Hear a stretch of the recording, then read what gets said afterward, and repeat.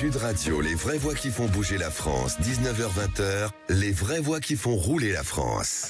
Et on est ravis de vous retrouver dans les vraies voix qui font rouler la France. On est avec Philippe David jusqu'à 20h avec nos invités qu'on vous dévoilera dans quelques instants. Les collectivités territoriales les plus prospères seront appelées donc à soutenir les initiatives du gouvernement, une démarche qui pourrait toutefois affecter leur fonctionnement avec des répercussions potentielles sur la vie des habitants et la dynamique économique locale. Sans compter l'accélération de la transition écologique pour repenser les mobilités, favoriser les énergies renouvelables et renouveler les infrastructures, cette transformation nécessite des moyens tant financiers qu'humains. Et nos invités, pour en parler, Frédéric Marcarez est avec nous, maire de Saint-Quentin et président de l'agglo de du Saint-Quentinois, vice-présidente de Ville-de-France. Bienvenue, merci d'être avec nous. Nous avons aussi Arthur-Georges Bras qui est avec nous, maire adjoint à l'habitat, à l'urbanisme, au logement, à la rénovation urbaine, à la politique de la ville, à la mobilité, au transport et à MO. Vous allez pouvoir vous détendre ici. Mais ce qui est bien, c'est que travail. Votre carte de visite tient sur une feuille A4. C'est ça ce qui est intéressant. Et François de Rugy est avec nous, senior advisor à Volta et ancien ministre de la Transition énergétique et ancien président de l'Assemblée nationale. Et puis, the last but not the least, Absolument, Alain Roland, fondateur et DG de Station E. Bonsoir. Bonsoir. Bonsoir, on vous souhaite la bienvenue, c'est les vraies voix qui font rouler la France. Les vraies voix Sud Radio. Et on va revenir sur cette dette budgétaire et cette accélération de la transition énergétique. Forcément, je me tourne vers l'ancien ministre de l'écologie, François de Rugy. Aujourd'hui, une pression terrible sur les communes. Une pression terrible sur les finances publiques. Parce qu'il n'y a pas de recette miracle. Soit on augmente les impôts, on le fait d'ailleurs quand même, soit on baisse les dépenses. Alors tout le monde est mis à contribution parce qu'à la fin c'est le même budget, c'est les poches des Français, c'est les impôts des Français. Après, pour les collectivités locales, moi ma conviction, j'ai été élu municipal, je suis aujourd'hui élu régional, donc je sais comment ça marche, c'est qu'il y a évidemment des marges de manœuvre, ça c'est à chacun de les trouver, mais il y a surtout des solutions nouvelles qu'il faut développer, qui permettent soit de faire des économies, soit de générer des nouvelles recettes, voire parfois les deux.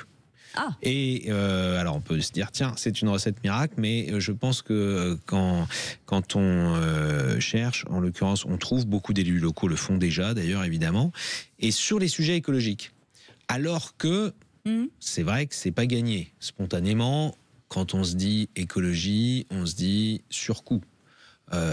Isoler un bâtiment municipal, c'est comme isoler une maison, ça va être un surcoût. Acheter une voiture électrique, dans la tête de beaucoup de Français, c'est encore une voiture plus chère que l'équivalent thermique. Donc, il y a des solutions aujourd'hui qui permettent de mobiliser des investissements privés au service des habitants d'un territoire, au service d'une collectivité. Donc ça ne coûte rien à la collectivité et ça peut générer des recettes supplémentaires, soit parce que ça fait des économies de fonctionnement, par exemple sur l'énergie, soit parce que par exemple si on met des panneaux solaires sur des toitures de bâtiments, ça génère la recette de la vente de l'électricité. Et puis je pense qu'Alain Roland parlera également de ce qu'on peut faire avec des bornes de recharge pour les véhicules électriques. Mais François de Rugy, quand on dit transition énergétique, il faut souvent des investissements très lourds. Vous êtes originaire de l'Ouest, à ce que je sache, de Nantes. Je ne vous parlerai pas de Nantes TFC en finale de la Coupe de France, vous le savez. C'est pas le sujet. Le TGV ça Ouest, mettrait de l'électricité dans l'air. le TGV Ouest, par exemple, c'est un investissement faramineux. C'était 23 millions d'euros le kilomètre. Est-ce qu'on peut arriver à rentabiliser des investissements aussi lourds ? Les TGV, c'est des investissements qui se rentabilisent. Alors le prix du billet, évidemment, n'est pas modique non plus.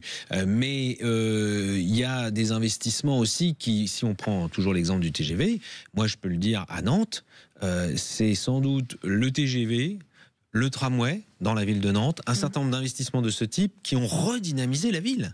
Et la ville a connu une dynamique alors qu'elle était en déclin. Aujourd'hui, si vous parlez de Nantes, pour les gens qui y vivent, c'est des logements avec un niveau de prix assez élevé, c'est des emplois, on est en plein emploi, des étudiants qui veulent venir étudier à Nantes, etc. Moi, quand j'étais enfant, c'était une ville en déclin. Et donc, c'est un bon exemple sur le fait que les investissements publics locaux, notamment, pas tous évidemment, mais il y en a beaucoup qui servent à dynamiser un territoire. Et quand il y a une dynamique, notamment économique, ensuite il y a aussi des recettes pour le territoire en question. Alain Rollin, vous êtes président fondateur de Station E.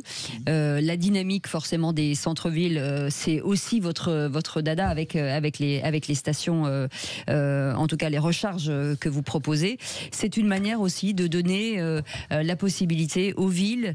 Vous dites toujours que vous êtes aussi le dernier kilomètre. C'est la possibilité de motiver aussi les centres-villes et de faire en sorte que, en tout cas, les maires se retrouvent dans cette transition écologique. Alors, sans vouloir vous dédire, en fait, on ne s'intéresse pas forcément que dans les centres-villes, puisqu'on va autour en fait, des villes, jusque dans des endroits qui sont très peu denses.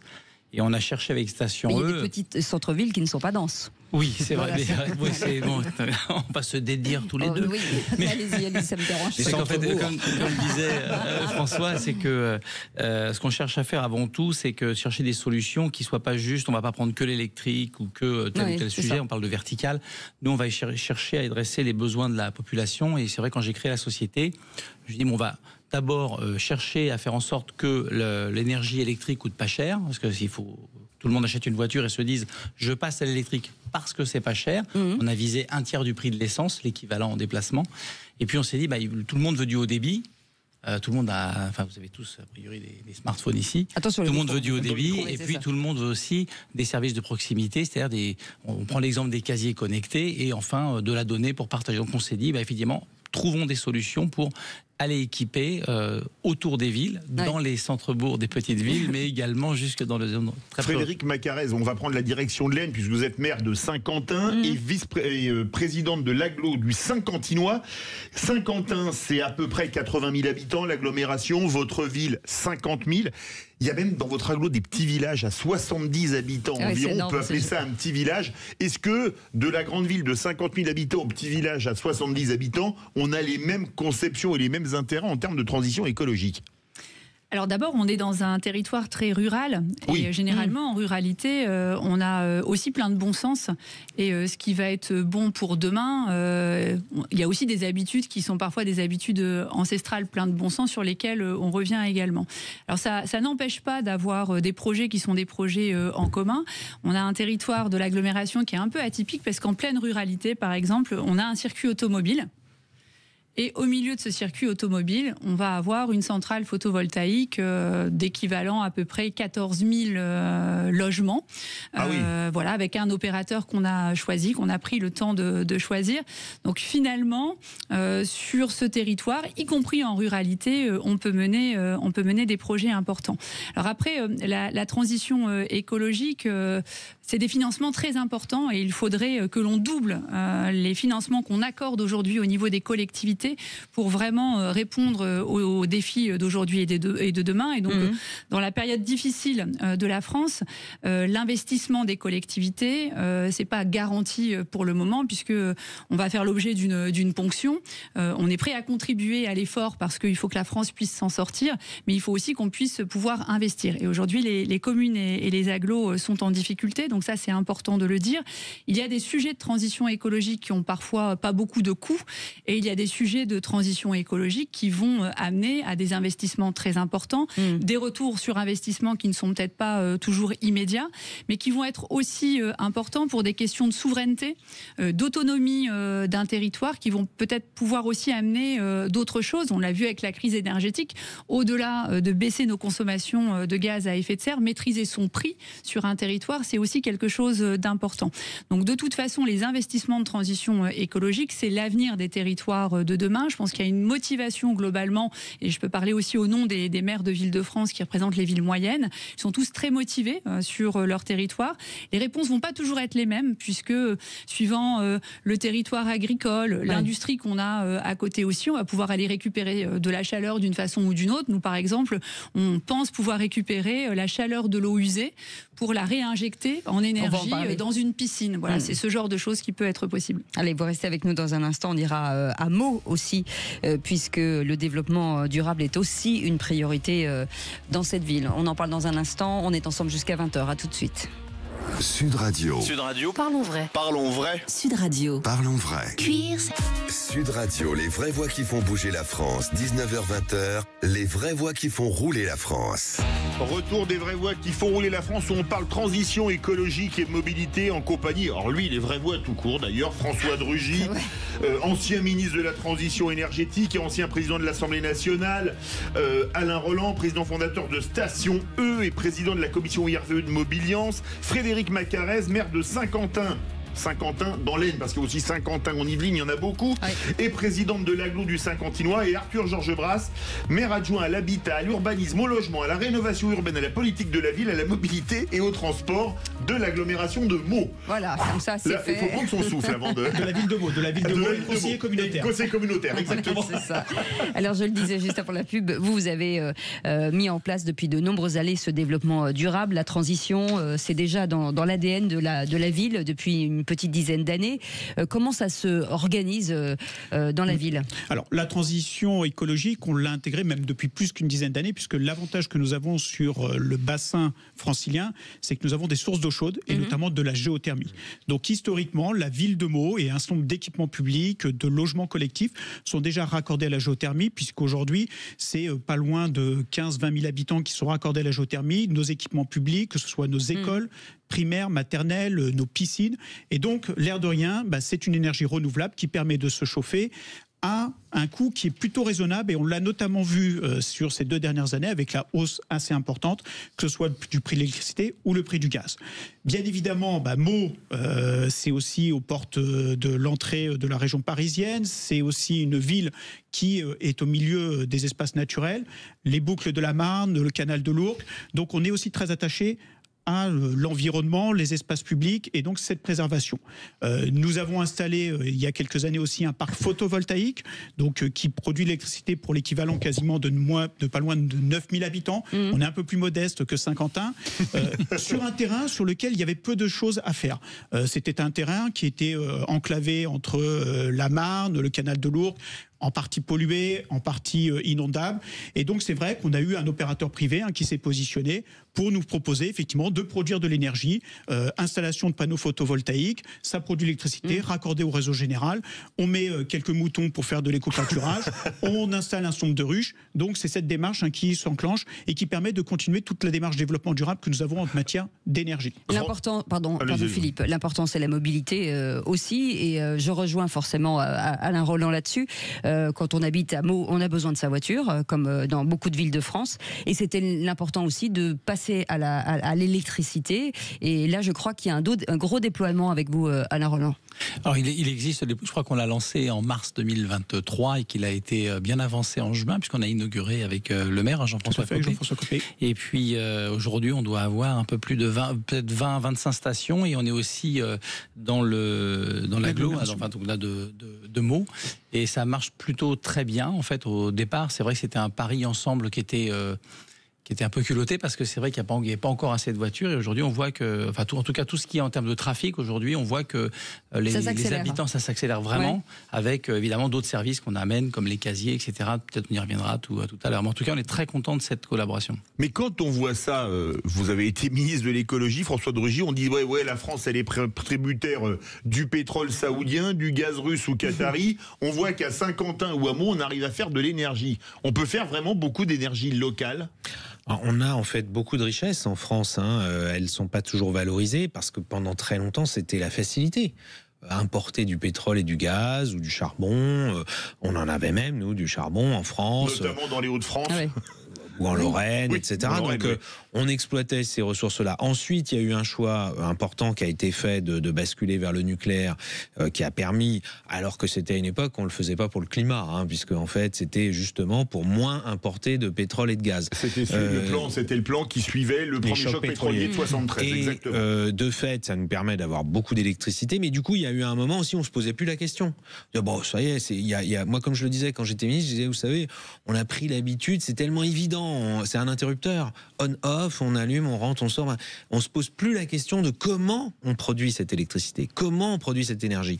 Et peut-être que au moins la crise énergétique de 2022-2023 a eu cet effet bénéfique. C'était difficile à passer pour les Français évidemment, mais on s'est reposé la question de c'est quoi nos ressources. Oui, on a le nucléaire, mais il a connu une défaillance à ce moment-là, donc on voit qu'il faut réinvestir, il faut diversifier, et on a le soleil, on a le vent, on a la géothermie, c'est très peu connu puisque ça ne se voit pas, c'est sous nos pieds. Mais l'Île-de-France est un bassin énorme, la ressource, elle est énorme, elle est déjà en partie exploitée, mais on peut faire plus demain. La ressource en bois, le biogaz, c'est les déchets agricoles pour beaucoup, un peu les déchets ménagers qu'on peut transformer en gaz. La biomasse, en effet, c'est-à-dire soit des déchets agricoles, végétaux, divers et variés. Et là, on se rend compte que c'est nos richesses. C'est du Made in France, en quelque sorte. C'est de l'énergie Made in France. Oui, non, mais c'est pas de la rigolade parce que dans la balance commerciale de la France, les importations, encore aujourd'hui, de pétrole et de gaz, c'est la principale source de déficit commercial.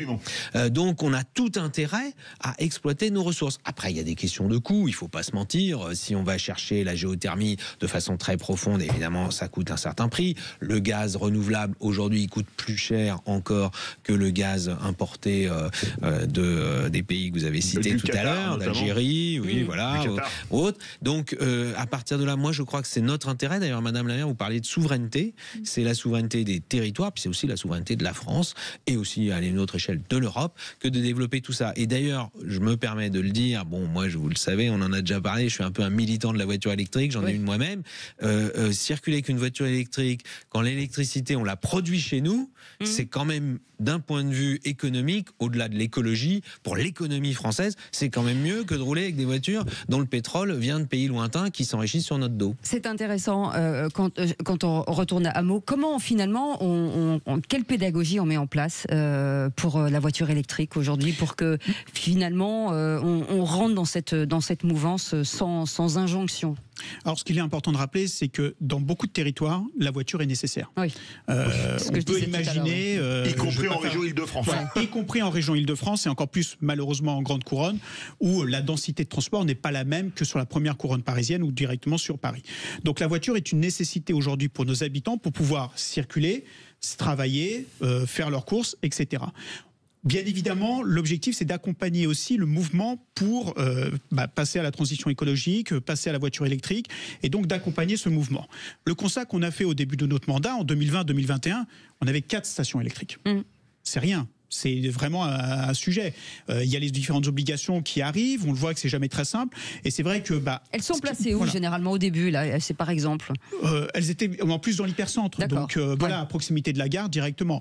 Et en gros, c'est vrai que nous, on a eu l'opportunité effectivement de rencontrer à l'époque. Vous étiez un peu plus en start-up Station E, qui nous a fait part de son projet. Voilà, vous avez rencontré Jean-François Copé, vous l'avez expliqué le business model, la manière dont on pouvait fonctionner. Et pour nous, on s'est dit de manière assez simple et rapide. On a un opérateur qui nous propose quelque chose qui ne coûte pas un rond à la collectivité locale, qui peut aller très vite. Ça, c'est important. Et qui permet donc de pouvoir répondre tout de suite aux besoins de la population et d'installer des bornes électriques. Donc aujourd'hui, une vingtaine sur la ville, quelques-unes qui ont été installées sur l'agglomération. Quand on additionne avec les autres opérateurs qui ont installé des bornes électriques, on est à 50 sur la ville, donc ce qui est plutôt positif, donc un peu plus de 70 si j'intègre les différentes communes de l'agglomération, tout en s'appuyant sur les opérateurs privés et sans qu'effectivement la collectivité locale, que ce soit la ville de Meaux, la communauté d'agglomération, ait à débourser des sommes. Et donc bien évidemment, ça va permettre d'accompagner les habitants pour passer à l'électrique. Certes, il y a les installations privées, il y a les installations qu'on met dans le domaine public et qui vont donc aussi aider à franchir le pas. Frédéric Macarès, vous venez du Saint-Quentinois, pays connu pour ses betteraves. On parlait de l'énergie Made in France. Vous avez joué là-bas avec la betterave à sucre qui maintenant est de plus en plus concurrencée, notamment pour faire de la betterave à éthanol, des usines là-bas pour un carburant Made in France également. Oui, d'ailleurs, on a nos bennes à ordures ménagères qui roulent. La moitié des bennes roulent avec ce type de carburant. Alors éthanol ou alors parfois colza aussi. Donc on essaie d'utiliser cela. On n'a pas toujours le retour complet après sur la durée dans le temps et les problèmes au garage ou pas. Donc on est encore un peu dans l'innovation sur le sujet, mais on a bien la moitié qui roule avec ça. Après, il faut juste faire attention à pas produire de la production qui peut être de la production alimentaire et qu'elle termine aussi en carburant. Et avec les agriculteurs, c'est vrai qu'on est aussi vigilant à cela. L'alimentation, elle est d'abord pour les hommes et pour les bêtes, et dans un second temps où le déchet agricole, il peut être utilisé à titre d'énergie, ce qui est fait aussi sur le territoire avec des méthaniseurs, par exemple. Là, les déchets du marché de Saint-Quentin ou les déchets de nos espaces verts partent ensuite dans un méthaniseur d'un agriculteur, dans un des villages de la communauté d'agglomération. Et donc, ce qui était avant perdu, qui était enfoui, qui était taxé aussi, devient une ressource intéressante pour sortir du gaz derrière. Allez, on fait une petite pause, on revient dans un instant. On est ensemble jusqu'à 20h, c'est les vraies voix qui font rouler la France. Sud Radio. Sud Radio. Parlons vrai. Parlons vrai. Sud Radio. Parlons vrai. Sud Radio, les vraies voix qui font bouger la France. 19h-20h, les vraies voix qui font rouler la France. Retour des vraies voix qui font rouler la France avec bien évidemment Cécile de Ménibus et nos 4 débatteurs du soir, François de Rugy, Alain Roland, Frédéric Macarez et Arthur Georges Brasse. Et je me tourne vers Alain Roland parce que toutes les villes n'ont pas, c'est toujours très compliqué la voiture électrique et il faut peut-être arriver avec un service. Qu'est-ce que vous leur dites quand vous allez les voir aujourd'hui? Est-ce qu'elles sont plutôt ouvertes à ça ou c'est parce que vous apportez d'abord des bornes mais en plus du service? Souvent, en fait, elles n'ont pas beaucoup d'informations parce que d'abord, on a d'autres choses à traiter dans la cité. Les mairies, il y a beaucoup d'autres urgences. Et c'est vrai, quand on parle du chargeur électrique, la voiture électrique, c'est quand même encore assez nouveau. Donc, on vient surtout expliquer que, pour moi, je viens expliquer que c'est pas qu'un problème électrique. En fait, quand on vient investir dans les territoires. Et à la fois dans les zones un peu denses, mais aussi dans les zones un peu plus rurales. Bien dans le micro. Et dans ce cas-là, on explique que justement qu'on vient répondre à des besoins de la population, et puis on essaie pas de vulgariser, mais en tout cas d'expliquer comment ce marché de la voiture électrique va évoluer. Et je commence par expliquer qu'une voiture électrique, en fait, c'est un téléphone roulant. Ce véhicule, il est devenu très intelligent. Il y a Apple Car, enfin Android dedans. Et donc c'est un téléphone qui roule et qui va payer tout seul, qui va se déplacer, qui va venir se charger. Et donc ces technologies vont tellement évoluer que c'est pas le rôle de la cité en fait de faire des paris technologiques sur des chargeurs plus ou moins puissants comme on retrouve sur les autoroutes. Donc on vient parler de ça, on vient dire nous on fait tout l'investissement, donc le raccordement, l'exploitation, on est comme n'importe quelle entreprise. Et puis on vulgarise un peu. Je me permets de dire à chaque fois 1 litre d'essence pour ceux qui roulent à l'essence c'est 2 kWh. C'est vrai que le kilowattheure, à part moi en physique il y a très longtemps, c'est pas très clair. À ça. Tout le monde ne parle pas du kilowattheure dans la vie. C'est quand on paye sa facture à la fin. Mais quand on est pour chez soi. Mais quand on a 1 litre d'essence, c'est 2 kWh, donc tout le monde comprend qu'une voiture qui a 60 kWh, ça fait 30 litres d'essence, donc ça va moins loin. Ah oui, donc on comprend un petit peu ça. Donc on vient présenter, déjà on vulgarise, et ensuite on vient expliquer les endroits sur lesquels on pense que notre société elle a du sens pour s'installer, à la fois se charger sans y penser, c'est-à-dire on ne change pas les habitudes, on va faire des courses, on va à la piscine, on se met à des endroits dans lesquels on vient faire autre chose. Mais on vient pas se charger, on vient faire autre chose. On dit j'en profite, pour me charger. Je passe 1 heure et j'ai récupéré le plein de la voiture à ce moment-là. Donc on met pas des chargeurs ultra puissants comme on retrouve sur l'autoroute. C'est normal, sur l'autoroute on veut aller se charger en quelques minutes, mais on va mettre des chargeurs qui s'installent facilement parce que Enedis travaillant le plus vite possible, on n'a pas besoin d'avoir des grands raccordements.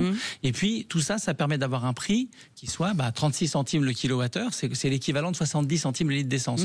Donc tout le monde se dit tiens, ça peut être intéressant. Et là, avec la collectivité, on échange avec Meaux, c'est ce qu'on a fait. On a présenté, je crois, une quinzaine ou une vingtaine de points. Et puis finalement, on a fini avec 20 ou 25. C'est pas que je les compte plus, mais c'est qu'on installe 1 station par jour maintenant en France, et grâce aux premières chances qu'on nous a données. Voilà. Le retour sur investissement aujourd'hui pour une ville comme Meaux, vous l'avez dit, pas de pression sur l'argent public, mais c'est quoi finalement le retour? Alors le côté positif, c'est que ça permet à la collectivité locale de répondre à un besoin des habitants sans mobiliser les finances locales, et ce qui est plutôt positif en ce moment, compte tenu des différentes contraintes qui pèsent sur nous et les moyens qui sont assez limités. En termes aussi de services vis-à-vis de la population, c'est du positif. L'idée aussi, c'est d'installer des bornes sur différents secteurs. On n'est pas que sur l'hypercentre, on est à la fois sur le centre, on est sur les différents quartiers résidentiels, et donc ça permet d'avoir un maillage qui est plutôt positive, qui répond aux attentes des différents habitants et un peu qui permet de mailler l'ensemble de la ville. Avec des services associés. Et avec des services associés, parce qu'effectivement, c'est ce que l'on voit de plus en plus, c'est qu'aujourd'hui aussi, avec le développement du e-commerce, il y a un certain nombre de consignes qui se développent. Et l'idée, c'est de se dire, tiens, à côté d'une borne de recharge, on installe un certain nombre de consignes qui permet donc d'aller chercher ces différents colis. Boum, voilà, j'ai quelques courses à faire, je vais aller chercher mon colis, je recharge ma voiture. Voilà. Et donc, au final, c'est toute une offre de service que l'on développe et qui permet de répondre aux besoins des habitants. Frédéric Macarez, vous êtes en zone rurale, même si Saint-Quentin, c'est 50 000 habitants, c'est quand même une zone très rurale, aux confins de l'Aisne. Est-ce que, par exemple, vos administrés, c'est une zone où il y a quand même un pouvoir d'achat qui n'est pas un des plus élevés de France, ils sont sensibles aux problèmes énergétiques et disent je vais acheter une voiture électrique ou hybride, ou est-ce qu'il y a quand même un problème qui se pose radicalement, qui est le coût d'achat du véhicule ? Alors sur l'énergie, ils sont très sensibles au prix, particulièrement le prix de l'énergie à la maison. Oui, ça c'est clair. Voilà. D'ailleurs, on vient de lancer un achat groupé qui marche très très bien, parce qu'on baisse le prix en achetant ensemble. Sur la voiture, effectivement, le prix de la voiture électrique reste quand même un défi. Quand on discute avec les concessionnaires, elles se vendent de plus en plus.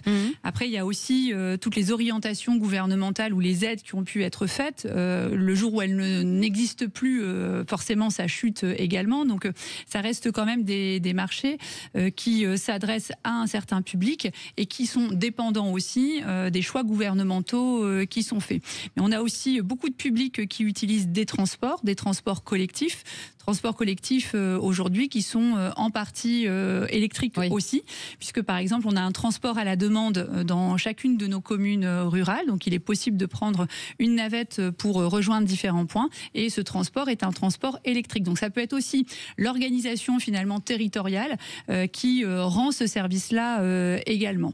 Sur le transport électrique, la voiture, ça reste quand même, je pense, le second véhicule de la maison, parce qu'il y a aussi les questions d'autonomie qui ne sont pas complètement réglées. Donc en fonction du travail que font les uns et les autres, ça reste tout à fait un sujet. Puis après, il y a d'autres modes intéressants à mettre en place. Moi, j'aimerais beaucoup trouver un système de covoiturage un peu performant, pas forcément dans la main des grandes entreprises, mais je suis sûre qu'on a des choses de bon sens aussi à mettre en place sur les territoires et qui seront favorisants pour l'environnement aussi. Alain Rolland, les syndicats d'énergie, comment on se retrouve avec eux? C'est quoi finalement le travail? Comment vous discutez? D'abord, ils ont fait un énorme travail depuis des années, puisque le parc, avant qu'on ait les 100 000 points de charge, on avait peut-être 60, 70 000, et dès que le gouvernement a voulu pousser pour qu'on ait plus de points de charge, mais tout le travail qui avait été fait avant, il avait été grâce aux collectivités et aux syndicats qui ont même beaucoup travaillé pour que ces chargeurs viennent s'installer. Et une fois qu'ils ont fait leur travail, ils continuent ce qu'on appelle à densifier. Je prends l'exemple de la Seine-et-Marne, parce que le SDESM, qui est le syndicat départemental pour l'énergie, eh bien, je crois d'ailleurs que c'était le parc le plus fourni. Il y a 4-5 ans, la Seine-et-Marne avait 180 points de charge. Eh bien, on travaille avec eux et en fait, eux, ils continuent à faire leur métier, mais nous, on est complémentaires, c'est qu'on vient leur expliquer, dans le cas de schéma directeur, quels sont les endroits sur lesquels on va pouvoir venir s'implanter. Donc, c'est vraiment une très bonne collaboration. C'est pas le cas partout. On l'a aussi dans l'Oise, où on travaille très très bien. Puis il y a d'autres endroits sur lesquels, effectivement, on est un peu moins en contact avec eux. Avec des prix intéressants aussi. Oui, alors donc, d'ailleurs, ils sont à peu près au même prix que nous. Je crois qu'on est à 36 et 35 centimes. Et nos cartes, surtout les badges, c'est important, les badges marchent sur les réseaux des uns et des autres. Et ça me semble assez fondamental. Je voudrais terminer sur un point, c'est quand on est chez Mo, et je pense que Mo a une chance, c'est que on parle du prix de la recharge aujourd'hui, et moi je pense qu'il n'y en aura plus. En fait, dans 2-3 ans, 4 ans, il y aura plus de prix. La voiture, je parlais du téléphone, la voiture elle va se brancher et elle va se charger. Tout le monde connaît une voiture américaine électrique, d'accord, qui ça se fait tout seul. Donc aujourd'hui, il y a beaucoup de groupes industriels, y compris Renault, Stellantis, on travaille avec eux pour faire ce qu'on appelle du plug and charge. Donc quand vous allez acheter votre voiture ou vous louez votre voiture dans quelques années, vous allez l'avoir avec des kilomètres comme vous avez un téléphone avec des gigas. Donc c'est pas que vous ne paierez pas, mais vous aurez votre voiture et ça ira sur les bornes.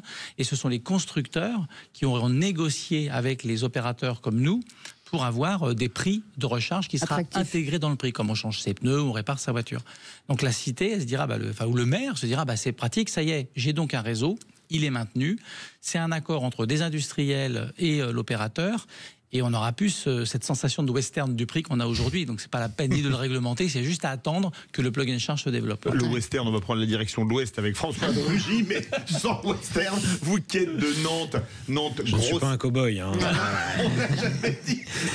Et vous n'êtes pas à l'Ouest d'ailleurs. Nantes, très grosse agglomération, mais des villes très rurales dans la Loire-Atlantique. On parle souvent des zones blanches et de la fracture numérique. Il y a une fracture des bornes dans ce domaine ou pas? Oui, mais alors à Nantes, c'est l'inverse. C'est la ville-centre et l'agglomération nantaise où il y a 0 borne de recharge, alors que Nantes centre, oui, à part quelques parkings en ouvrage et parce qu'il y a eu un gros retard de prix, alors que dans des plus petites communes rurales, justement, le syndicat départemental et aussi d'autres acteurs ont fait des choses.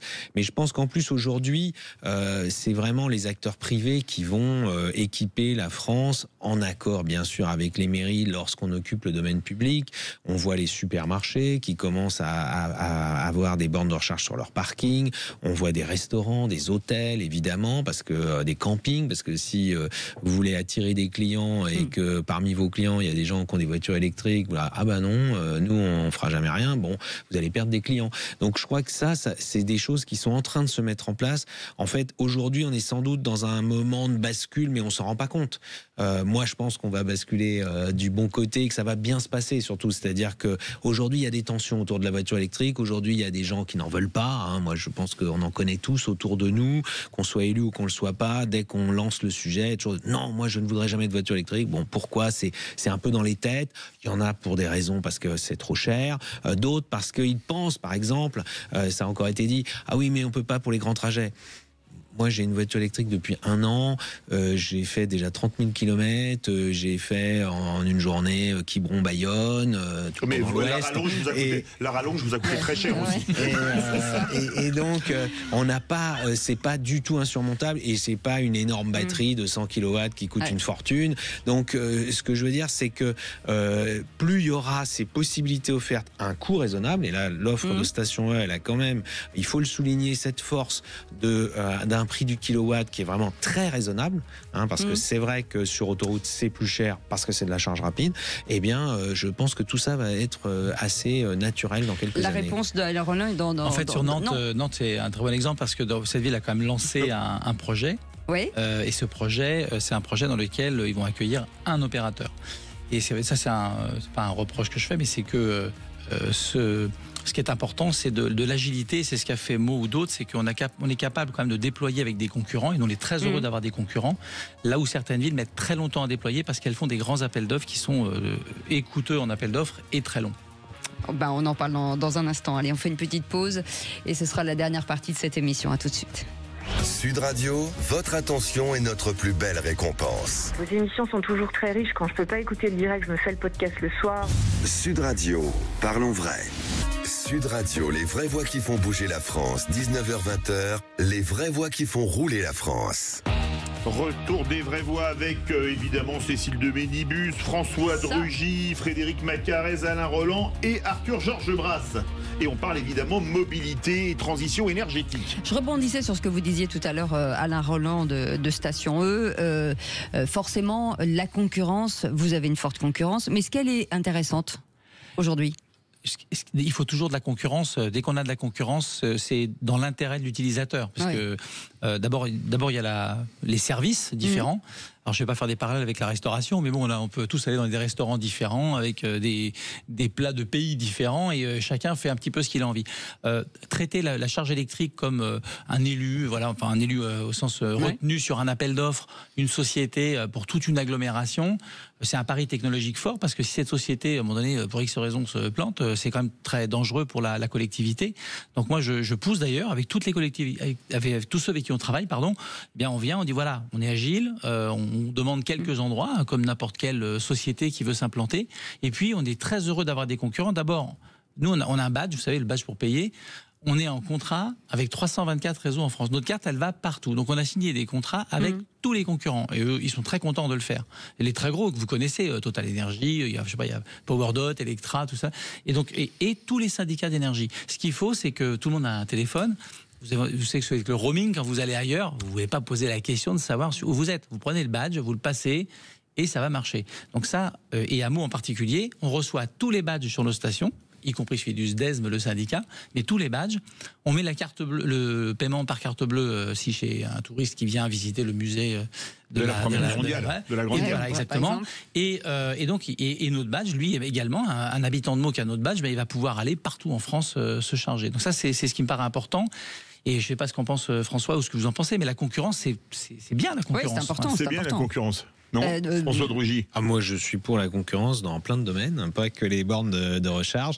Et je pense que quand les gens ont la possibilité justement de comparer, c'est ce qui fait que ils seront plus satisfaits. Le seul bémol. Surtout qu'on n'est pas sur le même mode. Là, on est sur le seul bémol auquel a répondu justement Station E, c'est que les utilisateurs de voitures électriques soient pas obligés d'avoir 10 ou 20 cartes dans leur voiture pour dire quand j'arrive à telle borne, je vais pouvoir, ou 20 applications. Moi, j'en ai déjà pas mal sur mon téléphone parce qu'il y a des réseaux où il faut absolument passer par leur application et mettre notre carte bleue dedans avant de pouvoir se recharger. Là, le fait que la carte soit utilisable sur 300 réseaux, c'est évidemment une force qui combine et la concurrence et la simplicité d'utilisation pour l'utilisateur. Pour l'anecdote, on a reçu des commandes, elles sont offertes. On a reçu il y a 3 mois 500 commandes pour l'Italie. On n'a pas de réseau en Italie. Mais on a reçu. Elle marche là-bas. Voilà, Frédéric Macarez, vous êtes maire de Saint-Quentin. Le public de la voiture électrique chez vous, c'est qui ? Ça peut être dans un couple de voitures, donc la voiture électrique, ça peut être des jeunes voitures électriques. C'est assez divers, des gens qui ont des convictions aussi. Je pense qu'il n'y a pas forcément un seul portrait type, peut-être un peu plus jeune, mais encore que, moi je connais aussi beaucoup de couples pour lesquels il y a une voiture thermique et une voiture électrique. Il y a plein de possibilités aujourd'hui dans le domaine du transport et il n'y a pas forcément de frein. À Meaux, pareil. Le public, il est assez divers. Maintenant, il faut bien avoir en tête, c'est qu'il y a le coût quand même de la voiture électrique. Oui, bien sûr. Ce qui fait que c'est quand même nos CSP+, nos catégories supérieures, plutôt le cadre moyen qui a la voiture. Même si on voit des jeunes qui ont peu de moyens, mais en tout cas des convictions assez fortes, des convictions politiques, mais dans le sens noble du terme, qui se disent finalement, je fais un investissement et je me prends une petite voiture électrique. Donc, tant que c'est pas les voitures chinoises bien subventionnées, tant mieux pour effectivement notre économie. Non, il faut aussi l'avoir en tête, parce que si demain on est envahi par des voitures chinoises, ça peut aussi nous amener aussi à nous interroger un peu sur le sujet. Mais c'est vrai que c'est plutôt une population un peu plus aisée qui aujourd'hui chez nous utilise la voiture électrique. Et sinon, c'est plutôt des jeunes, mais par conviction, quelles que soient leurs ressources. Merci en tout cas à vous tous d'avoir été avec nous. Merci François de Rugy, merci beaucoup Arthur Georges Bras, merci beaucoup Frédéric Macarez et merci beaucoup Alain Roland de Station E. Et dans un instant, du football. Le But Football Club, bonsoir Lionel Rousseau, il est là, toujours là. En chair et en os. Bonsoir à tous, effectivement. But Football Club dans quelques instants avec Karim Zeribi, Michel Moulin, Alexandre Letellier et Jimmy Algerino. Une thématique autour du Paris Football Club et ce magnifique projet pour peut-être dans quelques saisons, peut-être pas la saison prochaine, une histoire de France pour relancer, pourquoi pas, le foot à la française. Et puis on évoquera un sujet cher à Sud Radio, puisque Sud Radio, vous le savez, est aussi la radio du rugby. On se demandera si le foot ne doit-il pas s'inspirer du rugby, avec ce qui s'est passé ce week-end, le chant des hymnes, les audiences, voilà, il y a peut-être un petit truc à faire et on va en parler ce soir. Excusez-moi, mais le football s'est déjà inspiré du rugby en allant gagner en Italie le lendemain de la victoire contre les Blacks au Stade de France. Je parle d'état d'esprit mental, mon cher Philippe. Allez, ça commence bien. Merci. C'est tout de suite le But Football Club à ne pas rater.